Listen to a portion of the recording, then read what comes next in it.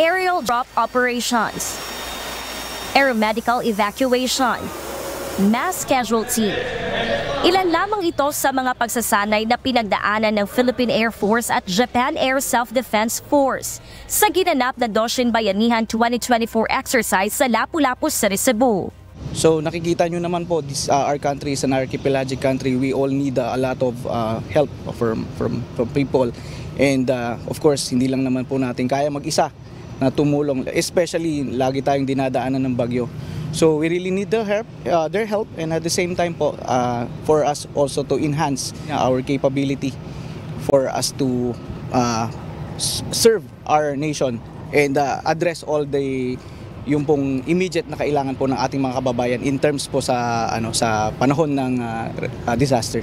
Higit 100 personnel mula sa Pilipinas at higit 30 naman mula sa Japan ang nakibahagi sa naturang bilateral training upang pag-usayin ang disaster response capabilities ng dalawang bansa. Bukod sa layuning palakasin ang kakayahan ng Pilipinas at Japan sa pagtugon sa mga sakuna at humanitarian assistance, isa rin itong magandang pagkakataon upang patibayin ang depensa at higit pang paigtingin ang ugnayan at kooperasyon ng dalawang bansa. Para sa airdrop operation simulation, gamit ang C-130 cargo aircraft ng Pilipinas at Japan, lumipat ito papuntang Tacloban. Gumamit naman ng mga parachute para ibaba ang mga supply na kakailanganin ng mga tao. Sa isang mass casualty scenario naman, tulong-tulong ang mga sundalo sa pagsagip ng mga biktima sa isang pagsabog. Ipinakita ng mga ito ang kanilang sistematikong paggalaw mula sa pagkuha ng mga biktima at pagdala sa rescue and medical facility upang agad na malapatan ng lunas mula sa mga nakaantabay na medical personnel.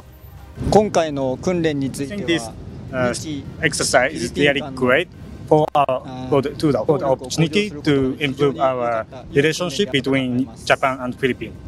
So last year, we did this exercise in Clark, but this year, because of they have AMC here, so Air Mobility Command. So this is the good environment to have a exercise here because of the we can do under AMC. We are improving our capability day by day. So I think Japan and the Philippines, both of us have good capabilities.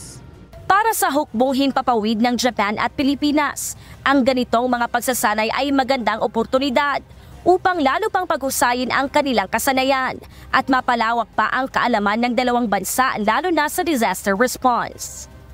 Gladys Tuabi, UNTV News and Rescue. Diyos ang aming sandigan, serbisyo publiko ang aming pinahahalagahan.